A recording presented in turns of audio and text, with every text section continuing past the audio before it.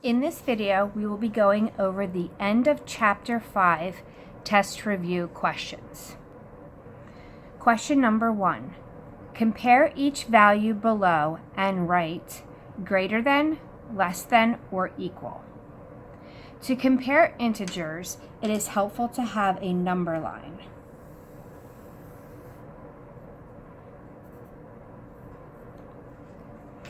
Eight on our number line would be somewhere over here, and 10 would be about here. 10 is to the right of 8, so it is greater. On a number line, the number to the right is greater.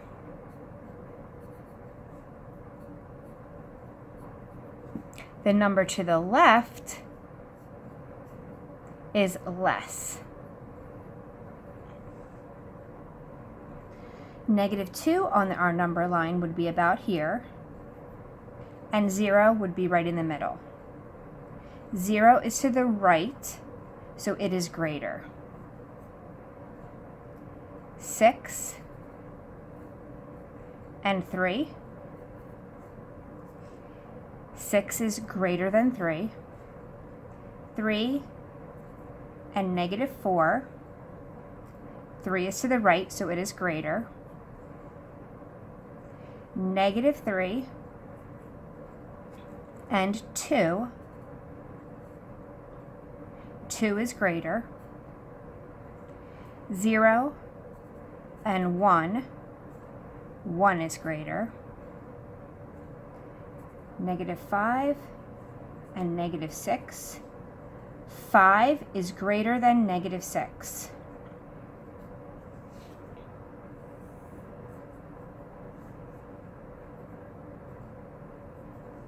-9 and -3. -3 is greater than -9. Question 2. Write the coordinates for each point on the grid below. Point W. We start at the origin, which is 0, 0. We follow the x-axis to 5, and then we go up the y-axis 2. So our answer is 5, 2. Our first coordinate point is x, the x-axis, then the y-axis. For point x, we have to go to 3, and then up 7.5. 3, 7.5. You could also write this as 3 and 7.5. For point y, I have to go to 7.5 and then up 3. So it's actually the reverse. 7.5, 3, or 7.5, 3. Point z is 1.5, 4. 1.5 and 4, or 1.5 and 4. Question 3. Step 1. Write the values of each expression. The absolute value of -12 is 12 because -12 is 12 units away from 0. -11's absolute value is 11 because -11 is 11 units away from 0 on the number line. Now, this is the absolute value of -10 is 10. So this portion of our expression is 10. But then we need to find the opposite of 10, which would be -10. So I'm going to write this again. The absolute value of -10 is 10, and then you bring this down, and then the opposite of 10 is -10. The same thing would apply here. The absolute value of -9 is 9. And then you want the opposite of that, which is -9. Circle the expression above that has the greatest value. We draw a number line, and we can plot our points. We have 12, 11, -9, and -10. The value with the greatest expression is 12 because it is the furthest to the right.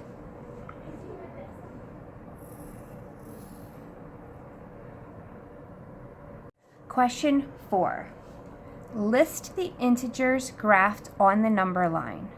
Write them in order from least to greatest. So our directions are asking us to list the integers from least to greatest. This is a fairly easy question because the numbers are on a number line, and so they are listed from least to greatest. So we have -4. Now the number in between -3 and -2 would be -2.5. So -2.5, 1, 5. Again, you can write -2.5 as a decimal, and your answer would look like this. So either versions are correct. List the integer that best represents the situation. A rise in temperature 7 degrees. That would be +7. Now you could write 7 or +7. It doesn't matter. 25 feet below sea level would be -25. Winning $2,000 from the lottery would be +2,000 or just 2,000. The opposite of -687 is +687, which again you could just write as 687. The opposite of 45 is -45. The opposite of 1 is -1. The opposite of 0 is plain old 0. There is no -0. 5 degrees below 0 would be -5.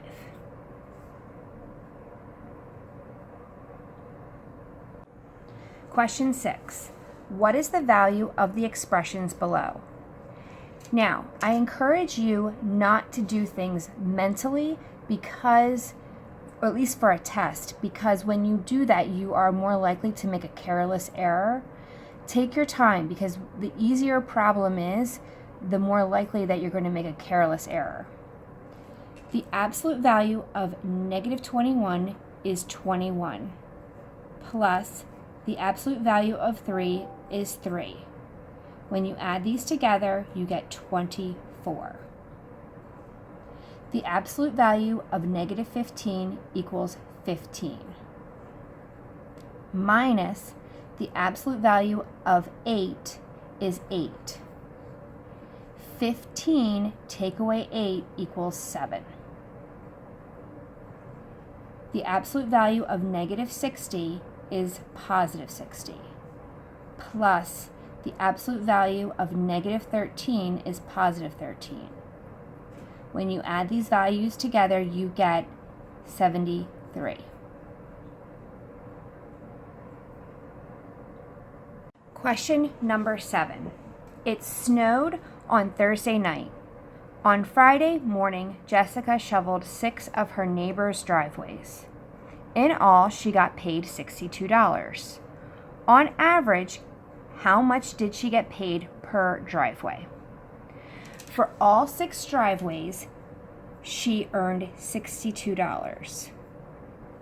We want to figure out how much she got paid per driveway, because some driveways may have been longer than others, so maybe she got paid more money than another driveway that might have been shorter. So we're just looking for an average here. So we're going to take the amount she made and divide that by 6. $62 divided by 6.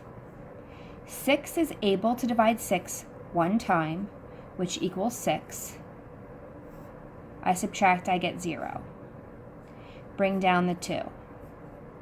6 is not able to divide 2, so I put a 0 in my quotient. I'm going to add a decimal point and a 0 and bring it down. Divide 20 3 times, which is 18. I subtract, and I get 2. I add a 0, I bring it down. 6 is able to divide 20 3 times, which is 18. Borrow to subtract, and I get 2. Add a 0, bring it down. 6 is able to divide 20 3 times, which is 18. Borrow to subtract. And as you can see, I have a repeating decimal. So this would be 10.3333333 repeating. Okay? Now, because this is money, we have to round to the hundredths place, because our number system for money only goes to the hundredths. So I look at the 3. The 3 is a weak number. It cannot bump the other 3 up to a 4. So our answer is $10.33. On average,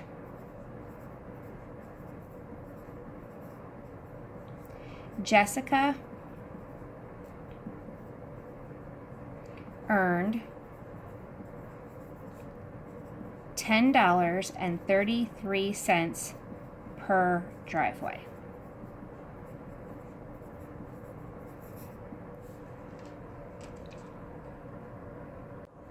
Question 8. Use the coordinate grid below to answer the following questions. Plot point A at 4, 5. 4, 5. Plot point B at -2, 6. -2, 6. Plot point C at 6, -6. 6, -6. Plot point D at -4, -2. -4, -2. Plot point E at -5, 0. -5 and 0 means that we don't go up or down. So we're going to stay right on the x-axis. That's point E. Plot point F at 0, 5. We're going to stay at 0 on the x-axis, and we're going to go up the y-axis 5 units.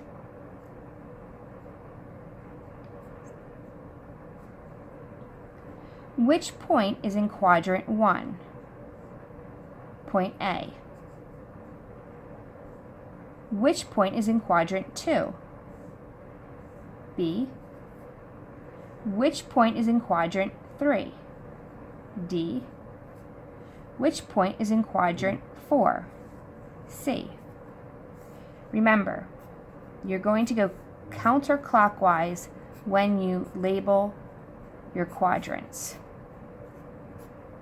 And if you go 1, 2, 3, 4, it makes a C. 1, 2, 3, 4 makes a C. The C is for coordinate grid. Question number 9. Write the coordinates for each point. We have point A, B, C, and D. A, B, C, and D. Let's take a look at the scale that they have for the X and Y axes. Notice that every 2 blocks equals 1 unit.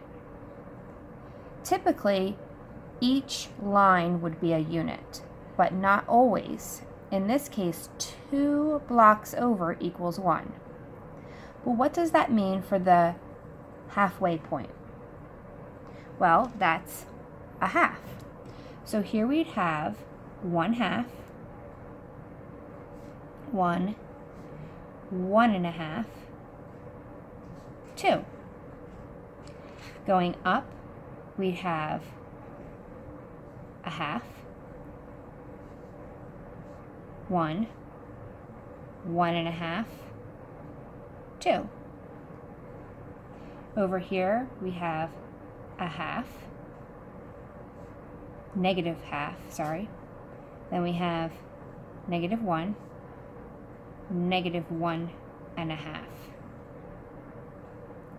Going down, we would have -1/2, -1, -1.5. Now, this is great if all of our points were on lines. Like for point A, it's on a line. But for point B, C, and D, notice that C is halfway between these 2 lines, and B is halfway between these 2 lines, and D is halfway between these 2 lines and these 2 lines. So we're going to have to look at our scale and make it more precise. So what's halfway between 0 and a half? And then what's halfway between a half and 1? What's halfway between 1 and 1/2? And what's halfway between 1.5 and 2? For this, I'm going to draw a number line just so I can make it a little bit larger. So here we have 1. Let's make our 1 here and our 2 here. All right. So we've already established that we have a halfway point.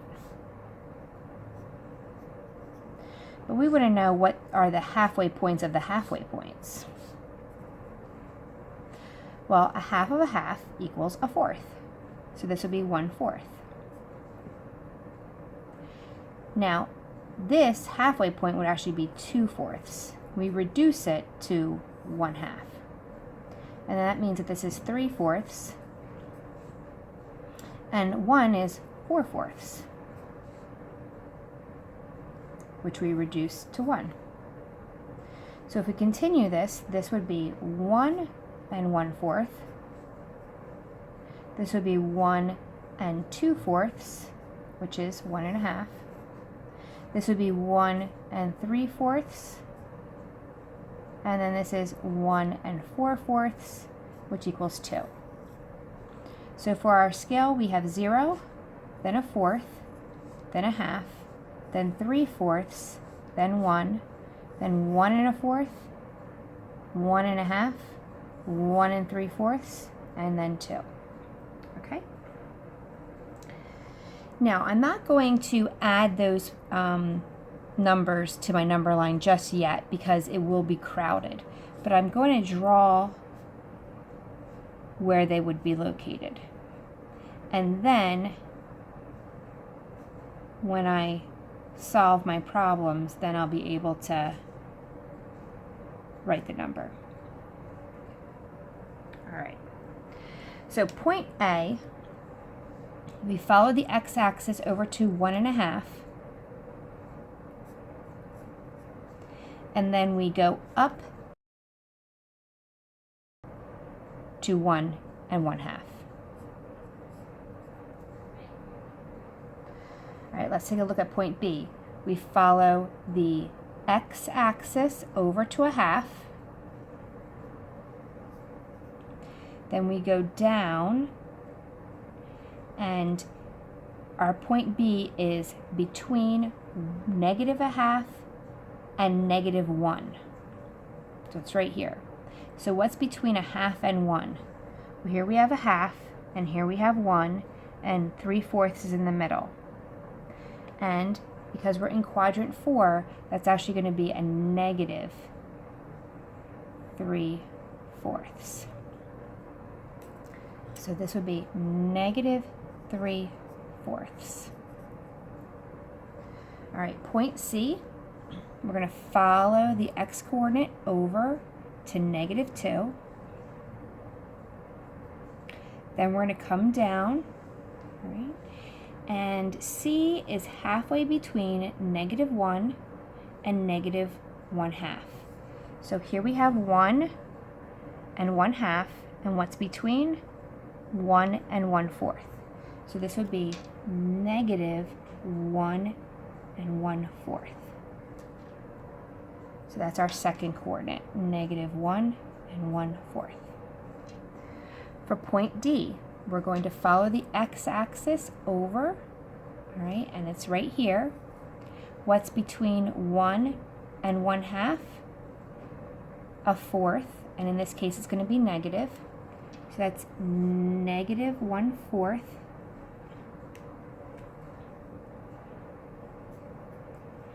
And then we're going to go up. And what is between 1 and 1/2? 1 and 1/4.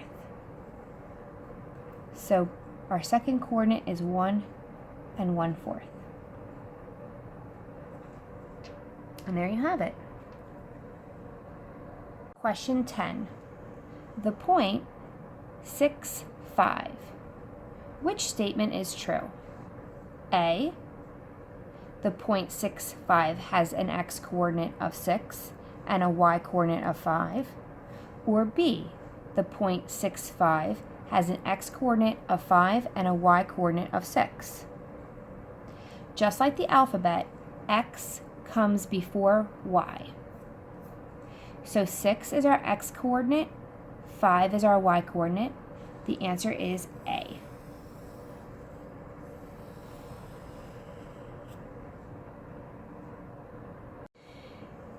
Question 11, extended response. The students in Mrs. Stevens' homeroom are collecting recycled materials. They have collected 3 6/66 pounds of newspapers, 3 7/9 pounds of glass, 3 6/10 pounds of aluminum. In part A, we are asked to write the number of pounds of glass as a decimal. Use bar notation if necessary. In part B, we're asked to order the 3 measurements from least to greatest. Now, 2 of our quantities are written as decimals. So for comparison purposes, it will be easier if we change our mixed number to a decimal as well. So how do we change 3 7/9 to a decimal? 3 is actually our whole number. So we're going to keep that off to the side and add it back later. We're going to change 7/9 to a decimal. This fraction bar says 7 divided by 9, and we write that as 7 divided by 9. 9 is not able to divide 7, so we write a 0 in the quotient, then a decimal, and add a 0. 9 is able to divide 7 times, which is 63. We borrow to subtract. 10 take away 3 is 7. Add a 0. Bring it down. 9 is able to divide 70 7 times, which is 63. Borrow to subtract. We get 7. As you can see, we're constantly going to get 70. and 9 is able to go into 77 times. So this will equal 0.7 repeating. Now we have to remember to add our 3 here. 3 and 7/9 written as a decimal is 3.7 repeating. So we have to compare 3.66, 3.7 repeating, and 3.6. When you compare decimals, it is very helpful if the decimals have the same number of place values. Our first number has 2 decimal place values. Our middle one, we have recorded only 1, but we know that this repeats. And then our last one has only 1 decimal place value. So we want to make sure that all of our decimals have 2 place values. So 3.66 is going to stay the same. We can write 3 as 3.77, repeating. And we're going to make this 3.60. Now we can compare. These are all positive numbers, so they're going to be on the right side of 0. The least is 3.60. Then comes 3.66. Then comes 3.77 repeating. So our answer would be 3.6, 3.66, 3.7 repeating.